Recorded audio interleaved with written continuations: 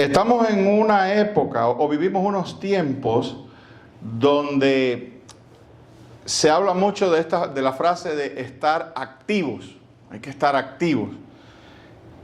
Sobre todo desde el punto de vista físico, ¿no? Hoy en día hay una especie de obsesión con la figura, con la salud también.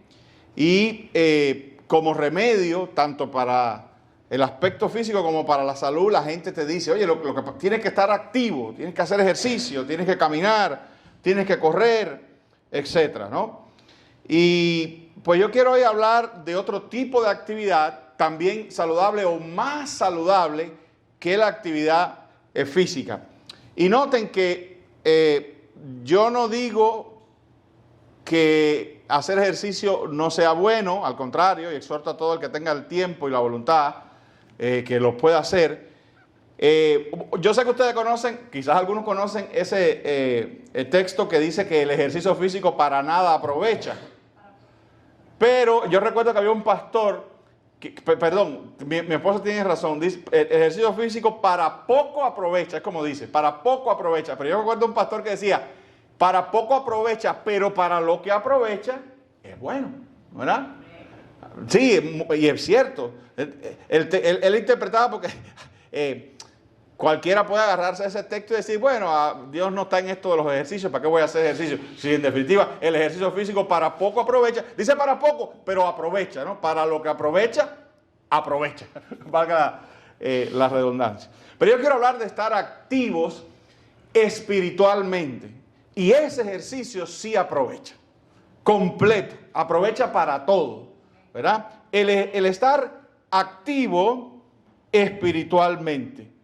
Y miren lo que dice Filipenses, de aquí quiero partir de Filipenses 3, 12 al 14, donde Pablo viene desarrollando precisamente esta idea de, incluso para más, usa las referencias deportivas. Pablo usa mucho las referencias deportiva. Acuérdense que el mundo greco-romano es el origen de los Juegos Olímpicos y todo eso. Esa gente también hacían ejercicio y entendían de esas cosas. Entonces Pablo usa mucho la imagen del corredor, ¿verdad? Y yo creo que correr es probablemente, correr y caminar quizás sean los emblemas fundamentales de estar activo, ¿verdad? Bueno, pues aquí él los usa. Y entonces él hablando precisamente de... Porque mira, déjame decirte esto antes de continuar. Tú sabes que una de las cosas que ayuda el ejercicio es a evitar la atrofia. ¿Amén? El ejercicio, estar activo, ayuda a que sigas activo, a que no te atrofies. Cuando uno se atrofia, ¿qué pasa? Que bueno, pues comienza a ocurrir lo inverso a verse bien, a tener buena salud, etcétera, etcétera. Y Pablo, en un sentido, advierte o está advirtiendo contra lo que me gustaría llamar la atrofia espiritual. La necesidad de estar activos espiritualmente y de correr espiritualmente y de caminar cada día espiritualmente y de hacer los ejercicios espirituales diariamente es precisamente para evitar atrofia espiritual, para evitar que el cristiano decrezca y se enferme. Este ejercicio es importante. Entonces en Filipenses, quería hacerle esta aclaración porque esto está lleno de imágenes y yo quiero que tú las captures, las percibas. Dice, no que lo haya alcanzado ya, ni que ya sea perfecto. Miren lo que Pablo está reconociendo.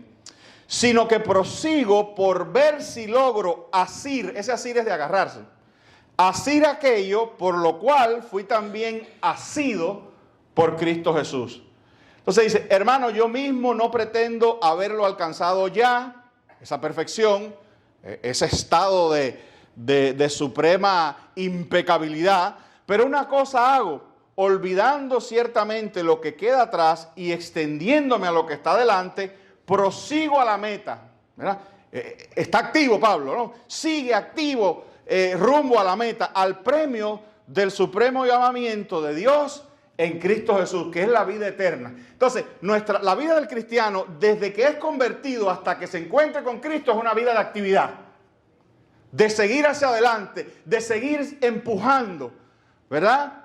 No de detenerse, sino de mantenerse activo, no pararse, digamos, no detenerse ante las derrotas ni las glorias. Las dos cosas están incluidas en ese texto. Y te voy a decir algo, hay dos cosas que pueden detener a un cristiano. Una es las derrotas temporales y la otra es las mieles del éxito temporal, ¿verdad? Un cristiano puede sentirse que por haber cometido X o Y error, no querer seguir o sentirse desanimado, pero un cristiano puede de momento verse en una bendición de Dios que decir, ya yo no necesito seguirme esforzando y orando, y porque mira cómo Dios me ha bendecido, mira todo lo que he logrado. Yo soy, como decía alguien por ahí, yo soy un malcriado del Señor. Amén. Todas esas cosas te pueden detener. Y yo quiero decirte que tu vida espiritual, si tú no la cultivas, si tú no la ejercitas, pues cualquier logro que tú hayas tenido en el pasado, amén, se puede esfumar con el tiempo y con los embates de la tentación, del mundo, de las angustias, de los problemas, etc. Hay que seguir, como dice Pablo, extendiéndose adelante. Amén. Y ahí hay una imagen. Yo estudiando ese texto me gusta mucho la imagen porque eso de extendiéndome hacia adelante. Yo no sé si tú has visto una carrera, pero una carrera en el momento final, los corredores, aunque ya a veces vienen prácticamente agotados, hacen un extendimiento para, tú sabes, ya casi sin fuerza, pero con el cuerpo se extienden hacia adelante para cruzar la meta, ¿verdad? Es un último esfuerzo. Es casi con la voluntad, con el alma que se extienden hacia adelante. Entonces, la vida, Pablo dice eso. Pablo dice, yo olvido lo que queda atrás. Yo he dicho esto varias veces, ¿no? Voy a entrar ahora en el texto, pero para que más o menos tengamos un sabor de lo que queremos decir. Yo siempre digo que, hablando de cosas buenas, Pablo tenía muchas que ya fueron parte de quizás de una gloria pasada, pero Pablo tenía cosas malas también. Y yo siempre digo que Pablo está históricamente ligado a un evento terrible en la historia del cristianismo, y fue la muerte de Esteban, ¿verdad? Esteban fue el primer mártir cristiano, ¿verdad? Hemos visto hace poco lo terrible que es ver un asesinato, ¿verdad? Bueno, pues Pablo no solo lo presenció, Pablo dice la Biblia que presidió sobre ese asesinato, sobre la muerte de Esteban. De hecho, cuando a Esteban lo mataron, las ropas ensangrentadas de él las trajeron y las pusieron a los pies de Pablo. El texto es un poco confuso, pero obviamente solamente a los pies de alguien importante ponen la ropa ensangrentada de uno que acaban de matar, ¿tú sabes? Es como un rendimiento de, mira, aquí está. Mire, patrón, como decían los sicarios, mire, patrón, ya está listo, aquí tiene. ¿Verdad? Pablo tuvo que ver en eso. Ahora yo quiero que tú ahora pienses, años después, Pablo convertido, líder cristiano, ¿cuánto pudiera haber pesado eso en su mente? ¿Verdad? ¿Cuánto pudiera ese tremendo pecado, ¿verdad? Saber que tú eres causante, probablemente principal, de el primer mártir de la iglesia. ¿Tú te imaginas que cada vez que se hable de que, oye, mataron a Esteban, probablemente la gente diga, no, ¿y tú sabes quién estaba ahí? ¿Quién participó en eso? Pablo. Unido a todo lo demás que dice la Escritura, dice que él arrastraba los hermanos, hombres, mujeres, niños, los arrastraba. O sea, que este fue un individuo que participó en mucha violencia contra los cristianos. Amén. ¿Y qué puedes tú hacer? Escúchame, esto es importante. ¿Qué puedes tú hacer con un hecho terrible, pecaminoso, horrible, que está en la parte de atrás de tu vida cuando no eras cristiano? Bueno, la Biblia te da la clave. ¿Sabes lo único que puedes hacer? Olvidarlo. Pero ¿en qué sentido, pastor? ¿Cómo que olvidarlo? Dice, eso es lo que dice él, olvidando ciertamente lo que queda atrás. Porque Pablo nos enseñó que los que están en Cristo, nueva criatura son, ¿verdad? Algo nuevo comenzó, él lo sabe, él recibió nueva vida. Él en otro texto dice que él hizo lo que hizo por ignorancia, que él perseguía al Señor, pero lo hacía por ignorancia. Amén. Entonces, ¿qué puede hacer Pablo? ¿Qué puede hacer tú? ¿Qué puedes hacer tú? ¿Qué puedo hacer yo con esos errores que están ahí atrás? Pablo dice, olvídalo. Porque, ¿tú sabes por qué olvidar? No, pero es que están ahí. No, pero olvídalos porque esos errores no van a servir absolutamente para nada. Para nada. No, pero bueno, porque no vaya a ser que si el Señor me los... No, el Señor es el que menos los va a usar. Porque esos errores el Señor los limpió con la sangre de Cristo, lo eliminó completo del archivo. Dice otro texto que los alejó, nuestros pecados, como el norte y el sur están lejos. Otro dice que los enterró en lo profundo de la mar y no se acuerda de él. Entonces, si Dios los olvidó, ¿para qué tú los recuerdas? Entonces, ¿qué puede hacer?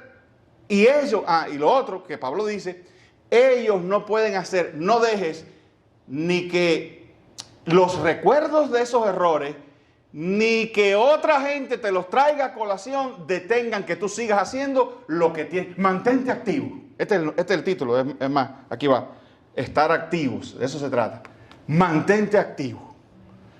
Cuando el recuerdo o cuando la lengua viperina de alguien venga a tratar de traer tus errores sobre ti, que todo eso, y no veas tanto a la gente como los causantes de esas cosas, porque la Biblia dice que detrás de todo eso está el diablo y que el diablo es acusador y va a estarte acusando, va a tratar de acusarte por toda la vida. Pero cuando eso venga a ti, olvídalo y sigue activo.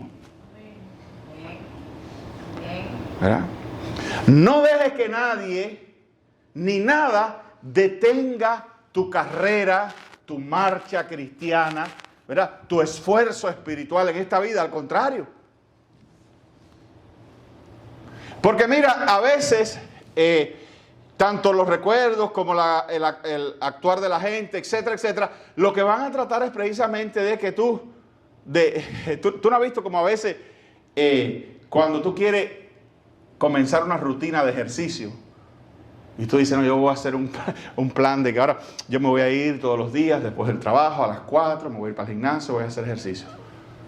Y tú empiezas bien, pero de momento empiezan a aparecer cosas que tú dices, pero ¿y esto si yo antes no era tan solicitado, ni yo tenía, y ahora resulta ser que todo está en el medio de este esfuerzo que yo quiero hacer? Es igual que cuando tú decides en tu corazón, hablando de ejercicios, de estar activo espiritualmente, cuando tú decides en tu corazón, este sábado, sin decirle a nadie, voy a hacer un ayuno. Voy a amanecerme desde las 8 de la mañana y voy a estar orando, voy a estar en mi cuarto leyendo la Biblia, voy a ver si puedo orar aunque sea hasta las 12. Y de momento entonces viene alguien a invitarte a desayunar ese día. Amén. O alguien pasa vendiéndote algo de comer a la casa, o a esa hora alguien en tu casa se le ocurrió que iba a cocinar temprano y empiezan a cocinar y el olor llega hasta el cuarto donde tú estás. Amén. ¿Para qué es eso? ¿Qué pasa si dejas de hacer ejercicio? Pues todo involuciona. ¿Qué pasa si dejas de orar? ¿Qué pasa si dejas de leer la palabra de Dios? Todo involuciona. Y la marcha y la actividad que tenías y los músculos espirituales que fuiste ganando, que eras más resistente ante el pecado, eras más efusivo a predicar la palabra de Dios, eras más enamorado de las cosas de Dios, todo eso empieza a mermar. Entonces toda esa musculatura espiritual, y yo sé que me estoy haciendo a buen entendedor, ¿no? Estamos haciendo aquí un paralelismo, como Pablo lo hace, entre el ejercicio físico y el espiritual. Todo eso comienza a mermar. ¿Por qué tú crees que hay cristianos que con mucha honestidad te confiesan y te dicen, ay, yo antes era mejor cristiano que ahora? Yo antes oraba más. Yo recuerdo un pastor hace mucho tiempo que me confesó, me dijo, Tony, cuando yo estaba en el seminario, Dios me hablaba casi cara a cara. Porque tú sabes que, bueno, sobre todo en Cuba, ¿sabes cómo era el ritmo en esos seminarios? Desde por la mañana te levantabas y tenías que tener obligado un tiempo de oración por la mañana, un matutino.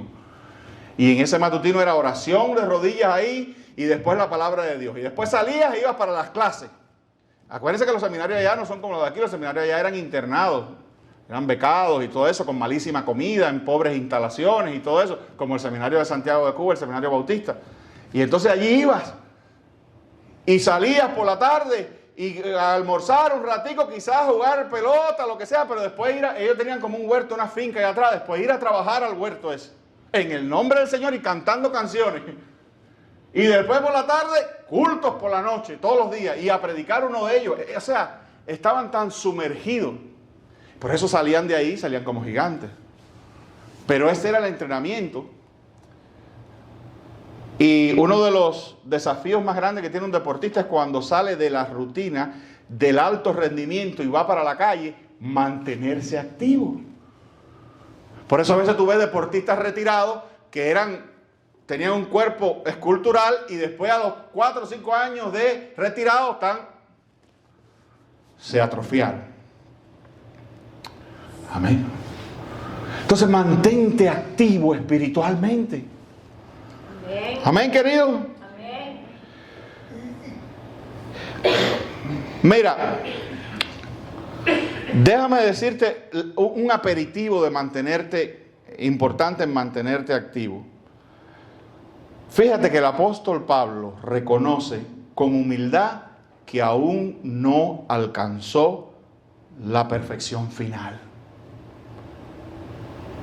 O sea, es una buena reflexión entender, de hecho es una mala reflexión creer que no, pero es una buena reflexión con humildad saber que aún uno le faltan cosas que cambiar y que mejorar, que precisamente hay lugares donde todavía hay un poco de grasa que necesita irse con el ejercicio espiritual. Porque otro peligro es, y eso pasa, y a veces pasa incluso con los cristianos más viejos, es el peligro de creer que ya no hay nada que trabajar en mi vida. No, pastor, si usted me conoce a mí, cuando yo era joven, lo que yo era, de lo que yo soy ahora, no, Dios me ha mejorado muchísimo. Pero yo quiero someter a ti que a veces las cuestiones más serias y más peligrosas de nuestra vida espiritual son esas que están por ahí bien escondidas, lo que la Biblia llama las pequeñas zorras que destruyen grandes sembrados. Y esas son las más difíciles, porque con el tiempo y en la medida en que nosotros nos hacemos distinguidos y respetados en el cristianismo, tenemos una tendencia a que esas cosas ya la gente no las pase por alto o no las vea, o se hagan los que no las ven porque ya nosotros tenemos un nombre o somos alguien. Sin embargo, están allí. Y están allí en nuestra familia, están allí en nuestro trabajo, están allí en nuestra propia relación con el Señor. Entonces hay momentos, ¿verdad?, en que el Espíritu Santo comienza a tratar con problemas de carácter, problemas morales, o de otra índole, o problemas de fe inclusive, que están allí ya bien solapados y que hemos aprendido a manejarlos y a ocultarlos muy bien. Si una persona tenía todo lo suficiente para decir, yo aquí me planto porque ya, mire, yo soy el apóstol Pablo, yo he predicado por todos lados, ¿verdad? A mí me conoce hasta el gato ya, hasta reyes, yo he ido delante de reyes a predicar, ¿verdad? Pero si se trata de padecimiento, yo he sufrido, que déjeme decirle que todo eso daba mérito. Oye lo que te estoy diciendo, hasta sufrir en el evangelio daba mérito. Porque era tremendo que te dijeran, no, mira, ahí va el apóstol Pablo, el apóstol Pedro. Oye, esa gente hasta presa ha estado por el evangelio. Eso te elevaba, ¿verdad? Tú querrás decir, o tú pensarás, bueno, ¿quién va a elevar? ¿Quién se podrá mofar de que lo hayan dado 4 o 5 azotes, lo hayan metido preso? Claro que sí, el ser humano es complejo, el pecado es complejo. Uno puede hasta enorgullecerse de ser el que más sufre por el evangelio. Amén. Pablo podía haberse plantado ahí sobre sus glorias, como algunos apóstoles andan por ahí que se llaman apóstoles y hay que preparar, hay que cuando vienen a tu iglesia a predicar o a tu ciudad a predicar, hay que hospedarlos en hoteles buenos, no en el Motel Six, no, en hoteles buenos, ¿verdad? Y hay que invitarlo todas las noches después que predica a comer a buenos restaurantes, y tienen que estar vestidos con la mejor ropa y tienen que manejar el mejor carro porque ellos son apóstoles. Pablo pudo haberse sentado a disfrutar, incluso pudo no tener que haberse metido en tantos problemas como se metió. Y aún así, este hombre, que nosotros leemos la Escritura y lo vemos como modelo, decía, no que ya yo sea perfecto ni que ya yo lo haya alcanzado. Pablo dice, yo reconozco que todavía hay cosas en mí, no sé, a lo mejor tengo mal carácter. Por aquí o por allá uno ve vestigios de que Pablo era un hombre recio, ¿verdad? Quizás por la misma vida que llevó. Él mismo confiesa que tenía un aguijón. Decía, un mensajero de Satanás que lo abofeteaba y 3 veces le dijo al Señor, quítalo. Entonces este no es un hombre que está dormido en las mieles del éxito espiritual. A pesar de que tiene tremendo resumen, tremendo currículum vitae que mostrar. Amén. Amén. Y dice con humildad, es que todavía no soy perfecto. Yo sé que no he alcanzado la estatura de Cristo. Y yo sé que hay cosas que a veces salen en mi vida y a veces me las traen a la memoria o yo mismo, pero una cosa hago, yo sigo adelante. Es que a veces incluso, hermano, el éxito cristiano es muy efímero. Por eso no tiene que seguir. Porque el éxito, fíjate, te voy a decir algo. El éxito cristiano más grande que tú puedes atesorar es tu propia salvación.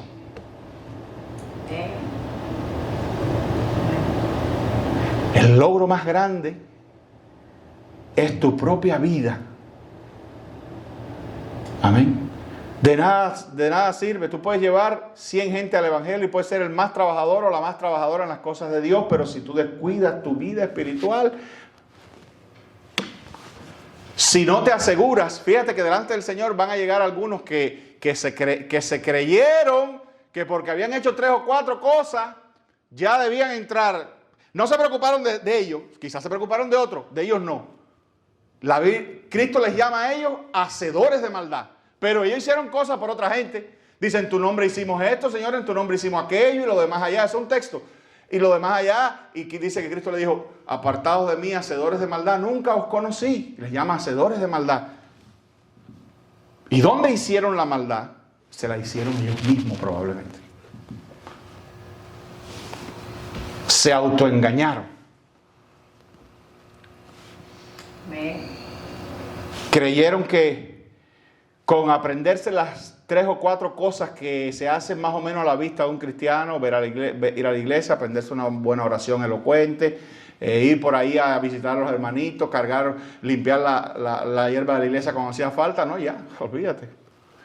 Y seguían llenos de iniquidad, llenos de lujuria, llenos de pecado, llenos de orgullo, llenos de violencia, etc. De chisme, de brete. Oye, hermano, ustedes saben que el cristiano no debe ser chismoso. Por lo menos es una de las cosas a las que debe aspirar.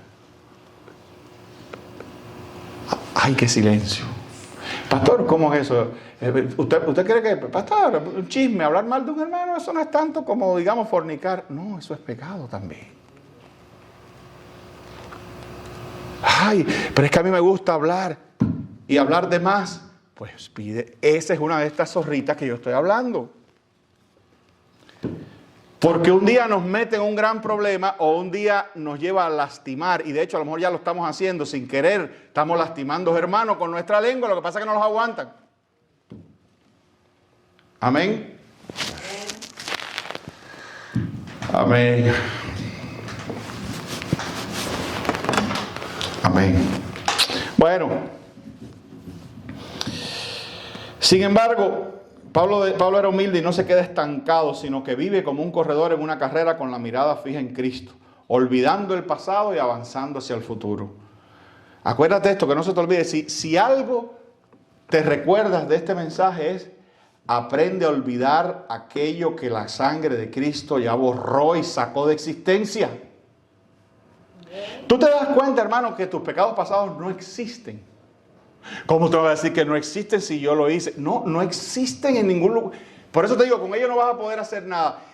Los pecados y los errores pasados a quien, bueno, puede que hayan hecho daño a otra persona y obviamente, tú sabes, de eso si no lo podemos arreglar, si no lo podemos ventilar, ¿qué podemos hacer? Bueno, aplicar este texto. Ciertamente, pecado pasado que no tengas resolución cuando digo resolución no es revisitarlo. Cuando digo resolución es que no se pueda, digamos, perdonar o que no se pueda conversar o que no se pueda arreglar por cualquier razón. Olvídalo, porque si Cristo lo perdonó, ya eso no existe, eso no va a salir en ningún lugar. Amén. En ningún lugar. Ni Cristo te lo va a sacar cuando tú estés delante de Él, ni nadie te lo va a poder sacar, porque todo el mundo va a estar... Bueno, es que hay delante de la presencia del Señor, cuando lleguemos todos juntos, llegaremos todos limpiados. Amén. Hay gente que tiene ese otro error del juicio, ¿no? Porque viene un juicio, y como viene un juicio quiere decir que yo voy a pasar ahí delante del Señor y el Señor me va a sacar todos mis pecados y me va a decir, mira. Pero bueno, Cristo los perdonó, pero déjame enseñárselo aquí a todo el mundo. No, eso no va a ocurrir. El cristiano comparecerá delante del Señor para recibir bendición y recompensa. El juicio tuyo no es el mismo del mundo. Y en el del mundo tú sí vas a ser espectador y participante. ¿Tú sabes por qué? Porque Dios te va a dar ese cierre. Dios te va a dar eso que dice en inglés closure. Te va a dar el cierre de que tú vas a ver que finalmente la justicia llegó a todo aquel que se presentó ahí sin Cristo Jesús. Amén. Y eso va a ser un cierre para ti. ¿Tú sabes por qué va a ser un cierre para ti? Porque tú finalmente vas a ver que el bandido, el sinvergüenza, el impío, que tú pensabas que se había ido y que llenó la vida y su existencia de maldad y no pasó nada con él, Dios te va a dar ese cierre de que veas lo que le va a pasar. Cómo va a recibir la justa compensación por todos sus actos. Pero tú no. Tú no. Entonces tú, olvida lo que queda atrás. Otra vez, recuérdate esto. Olvida lo que queda atrás, porque eso no está por ningún lugar en el tribunal divino ni en los archivos divinos. Eso no existe. No existe, pero no existe porque Dios dijo, ay, déjame borrar esto. No existe porque Dios lo cobró en el cuerpo de Cristo. Está cobrado. Está cobrado. Habría que desresucitar a Cristo y desmatarlo y volverlo a matar. Dice la Biblia, eso no va a pasar. Él murió una sola vez y fue el santo, el justo, murió una sola vez y eso fue perfecto y completo. Porque fue un justo que murió por los injustos. O sea, uno que no tenía que morir, que era santo sin pecado, murió por ti. Entonces, Dios cobró tu pecado en el cuerpo de Cristo Jesús. Ahí no hay nada. Entonces, olvidando lo que... Por eso me mantengo activo. Que el mundo me dice que no, que tú no puedes. No, yo sí puedo en el nombre de Jesús. No me importa. Yo sigo adelante. Pero ¿cómo tú vas a seguir con aquello? Porque ¿cómo tú vas a hacer con aquella cosa tan grande? Porque yo puedo seguir por aquella muerte tan grande de mi Salvador. Amén. Entonces este pasaje nos enseña a vivir en la tensión de lo que Cristo ya hizo en nosotros y lo que todavía falta por consumarse en gloria. Amén. Entonces, reconoce tu condición presente. Filipenses 3:12 dice, no que lo haya alcanzado ya, ni que ya sea perfecto. Dice Pablo, no que ya lo haya alcanzado, ni que ya sea perfecto. Pablo admite que la perfección solo será alcanzada en la resurrección final. Vivimos en proceso de santificación. Ahora, lo otro que te acabo de decir es que la humildad cristiana reconoce que estamos en camino y no en la meta. ¿Ok? La humildad cristiana reconoce que estamos en camino. Dice 1 Juan 3:2, aún no se ha manifestado lo que hemos de ser. A plenitud. Esto, a mí me dan ganas de hablar de otra cosa. El tema de la resurrección y de lo que hemos de ser es tan apasionante. Amén. Y hay una versión tuya que solo Dios tiene y que es maravillosa, y tú vas rumbo a ella. Y las primeras adiciones o las primeras transformaciones de esa maravillosa versión de ti, ya Dios la está poniendo. Son parte de este ejercicio. Todo lo que tú sientes débil, vulnerable o outright bad o malo en ti, tiene una versión buenísima y opuesta. Amén. Dios está sacando lo mejor en ti, lo mejor que Él ha diseñado. Ha querido Dios. Obviamente en todo esto hay mucho misterio y mucho secreto y muchas cosas que no sabemos. Mucha gente dice, hay quien dice, bueno, ¿y por qué Dios ya no, en cuanto nos convertimos, por qué nos hace así? Y nos levanta como si fuera una luz de esa que viene en las películas de ciencia ficción, que viene una luz y levanta a la gente para una nave espacial. ¿Por qué Dios no lo hace? Hay cosas que no sabemos. Amén. Hay cosas que no sabemos. Pero lo que sí sabemos es que Dios nos ha dejado aquí en esta tierra y nos ha prometido que nos va a transformar y que nos va a cambiar. Y que nosotros somos transformados a la imagen de Cristo, y eso es verdad. En un sentido, nosotros somos coparticipantes de esa transformación. Porque en esa transformación Dios muchas veces usa tu voluntad. Dios pone la inclinación, la intención, y entonces atiza el fuego de tu voluntad para que tú quieras erradicar o quieras cambiar o quieras transformar. Y tú vas viendo que se logra el cambio. Amén. Eso es estar activo. Entonces, estar activo es que yo le digo, Señor, gracias porque yo antes era, yo antes era impaciente y ahora tú me has dado paciencia. Pero ahora, como tengo paciencia, Señor, he notado que soy intolerante con los impacientes. Ahora dame tolerancia para los impacientes. ¿Ves cómo un logro te lleva quizás a descubrir otra cosa? Tú le pediste paciencia y Dios te dio paciencia, pero de momento ahora ves que eres impaciente con los que no tienen paciencia, o sea, como los que eran como tú. Y entonces tienes que cambiar, y ahora y entonces de momento el devocional dio un giro y ya no es por paciencia, ahora es, Señor, ayúdame a tolerar al hermanito, a la hermanita que siguen de cabezones, ¿verdad?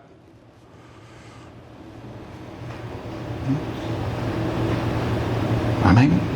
Y de momento te diste cuenta y lograste todo eso. Y sientes que un día llegas a un lugar y la gente no te reconoce y tú te sientes mal y dices, ay, ¿por qué no me reconocieron? Si yo he sido partícipe y yo he ayudado al que el paciente sea paciente y he tolerado al impaciente y he sido un maestro y ahora de momento la gente no me puede ni siquiera saludar en público cuando llego. Y así, hermano, ¿verdad? Es una cosa maravillosa. Porque ese proceso también te lleva a descubrir precisamente vicios del hombre viejo, para usar la palabra, vicios del hombre viejo que yo no conocía. Y entonces veo a Cristo y veo que Él no es así y quiero ser como el Señor. Porque ¿qué es la transformación en Cristo Jesús? Bueno, que yo puedo en todo tiempo hacer contraste entre como yo soy contra como Cristo es, el contraste. Amén. Y entonces pedirle a Dios que me cambie. Yo sé que tú y yo hemos estado en alguna situación donde tú has hecho algo y tú dices, ay, esto no se siente cristiano. Y es una forma de decir, lo que yo conozco de Jesús me confirma que Cristo no hubiera actuado así como yo actué. Yo creo que si Cristo hubiera estado en mis zapatos no hubiera hecho eso. ¿Por qué lo hice yo, Señor? Pues no quiero hacerlo. Amén. Y quiero ser como el Señor y darle gloria a Él. Hace poco yo estaba viendo una entrevista de este muchacho asesinado, que realmente es un ejemplo. Y él fue, este muchacho era bien valiente. Una de las, digamos, definiciones que se le ha dado a él es que era bien valiente, porque no era fácil. Mira, mano, te voy a decir algo. Ante que tú no te dejes guiar por esos hispanitos que andan por ahí, que lo critican, que viven con el victimismo en la mente. Te voy a decir algo. Ir a una universidad llena de muchachos universitarios, algunos preparados, otros no, pero muchachos universitarios al fin, ponerles un micrófono al medio y someterte a que ellos te hagan todas las preguntas que les dé la gana, que se burlen de ti, que te cojan el argumento y te lo viren para atrás y para adelante, que te tengas que enfrentar a muchachos que son verdaderamente lumbreras. Eso no es fácil. Te lo digo yo que me paro aquí a hablar en público, que no es lo mismo. Pararse en público y debatir, ¿verdad? Con personas que tú eres uno, contra 300 personas que tienen preguntas, algunas bastante complejas, sobre la creación, sobre Cristo, sobre la identidad sexual, sobre por qué uno no puede decir que uno es hembra si uno es varón. Todas esas cosas. Y hacerlo delante de todo el mundo es ponerse al ridículo y yo someto a ti que tú a veces quedas bien en algunas preguntas y en otras no. ¿Verdad? Te lo digo porque yo mismo como pastor a mí me han hecho preguntas que yo las he respondido con lo más o menos que me queda y después me he ido para la casa y ya. Porque no se trata de que uno no lo sepa, sino del momento. ¿No sabes? Del momento. Y hay gente que a veces te pregunta, digamos, de una doctrina que tú no visitas hace siglos.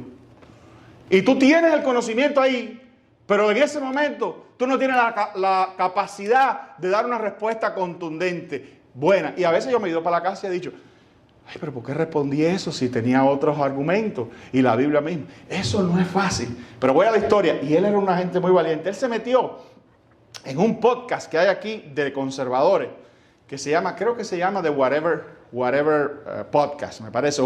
El de Whatever Podcast o algo así. Y él fue allí y se entrevistó con un grupo de muchachas, él solo contra 4 o 5 muchachas de la mala vida, de OnlyFans. Pero lo único que pone, obviamente yo no vi nada de eso, yo no me vi ese corto al final, donde una muchacha, donde él le dice, gracias, ya después de toda la discusión, él le dice, gracias muchachas por mantener esta conversación conmigo, realmente ha sido una conversación muy respetuosa. Yo no estoy de acuerdo, le dijo, yo no estoy de acuerdo con lo que ustedes hacen. Yo creo que hay una manera mejor de generar contenido, de hacer algo útil, pero me da gusto haber conversado con ustedes y haberles puesto lo que yo creo, mi verdad. Y una muchacha le dijo así, le dijo, no, y gracias a ti porque eres la única persona que nos ha tratado aquí con respeto. ¿No sabes? Le dijo la muchacha, le dijo, gracias a ti porque la verdad que de todos el único que nos ha tratado con respeto ha sido tú. Amén. Y él le dijo, no soy yo, es el Espíritu Santo en mí. Porque si este show se hubiera dado hace unos años, a lo mejor yo hubiera estado aquí gritando. Pero el Espíritu Santo es el que me ha dado la paz y ese amor para ustedes. Amén. Tremendo, ¿verdad? Y yo se lo creo. Yo se lo creo porque yo te voy a decir algo. Una de las cosas más difíciles que hay es debatir. Porque, fíjate, el que está debatiendo no solamente tiene que controlar sus nervios, tiene que estar controlado sus nervios, tiene que tener rápido, tiene que estar recibiendo la pregunta, lo que te están diciendo, tener el argumento rápido en la mente. Pero una de las cosas más difíciles de debatir es no perder la tabla. Porque además, cuando tú entras en la ciencia del debate, y eso se estudia en las universidades de aquí, si tú vas a Harvard te enseñan debate, las universidades americanas históricamente han enseñado debate, y los muchachos se paran uno frente a otro y aprenden a debatir, ¿verdad? Pero yo te digo a ti que no es fácil debatir, hay que tener tremenda tabla. Hablo lo que te iba a decir, porque en la técnica de debatir es válido tratar de hacer perder la paciencia al contrario. Eso es válido. Un oponente, y eso tú lo ves en los debates presidenciales, un oponente va a intentar desequilibrar emocionalmente al otro. Y un oponente va a estudiar al otro y va a decir, mira, si tú le tocas el tema, explota, ¿verdad? Y una de las cosas más terribles y más difíciles en un debate para un cristiano es que un impío pecador te haga lucir mal, teniendo tú con mentiras, ¿tú sabes? Como por ejemplo una de la gente, una muchacha que salió ahí en el debate en plena universidad y salió así, le dijo, ¿quieres que te diga una cosa? Tú eres bien feo. Eres, con esa cara que tienes, eres bien feo. Y tú que hablas contra el aborto, déjame decirte, tu mamá perdió la cita del aborto tuyo, ¿oíste? Y entonces se viró para una muchacha que estaba al lado con él ahí, y le dijo, y tú pareces una trans también. Hablas de los trans, pero la que pareces una transvesti eres tú. Y se fue, se fue así. Y él se quedó así y dijo, bueno, sí, la gente cuando está perdida recurre a ofensas personales y eso. ¿Sí? Y siguió el debate. Ahora ponte tú ahí. Tú que te crees lindo, ¿verdad? O linda. Que venga una gente y te diga adelante, tú eres fea. Y tu madre perdió la cita del aborto tuyo, ¿viste? Ya que tú que hablas del aborto, tu mamá perdió la cita. ¿Qué argumento ya tenía para decir? No, si tú ves los comentarios ahí, la gente la fusila a ella. Aún porque ya esto no se trata de cristianismo, no de cristianismo, se trata de decencia, ¿verdad? Es una cuestión de decencia. Y la misma gente de su campo le dijo, eso es lo que tiene. Y después de todo la gente hasta la lleva bien, la gente le dice, ay, ella lo que tiene, pobrecita, en la cabeza. ¿Verdad? Pero, y usted dice, pastor, ¿y cómo caímos aquí? Caímos aquí que él mismo contó allí que en otros tiempos él lo hubiera gritado. Entonces algo pasó entre los otros tiempos y el hombre que él era ahí. ¿Sabe qué pasó? Cristo pasó por su vida. El Espíritu Santo pasó por su vida. La actividad espiritual pasó por su vida. El entrenamiento espiritual. No, mi hijo, no, con gritería no vas a resolver. Si te pones a gritar, ningún muchacho eso te va a oír. ¿Verdad? Además, te vas a desfigurar. ¿Tú no has visto que la persona más digna y más respetable y más honrada, cuando pierde la compostura un poquito como que se desfigura, ¿verdad? Y como que se le va algo. Yo que tengo mal carácter a veces me tengo que recordar de eso. A veces yo tengo que recordarme, oye, coge calma porque hay cosas que no son... Pero hay gente que es hermana, ¿verdad? Hay gente que lo saca a uno de las casillas. Porque es difícil tolerar la falta de respeto, pero hey, hasta eso tenemos que aprender. Sí, hasta eso tenemos que aprender. Amén. Y lo importante es que tú te vas y yo me voy y le decimos al Señor, ay Señor, yo no quiero ser así. ¿Verdad? Yo no quiero ser así. Cámbiame. Yo sé que hay una versión mía que no grita. Hay una mejor versión mía que no se enoja. Y hay una mejor versión mía que aguanta las ofensas y se ríe o mira para el otro lado y dice, bueno, si eso es lo que tú ves en mí, ¿qué puedo hacer? Amén. Entonces,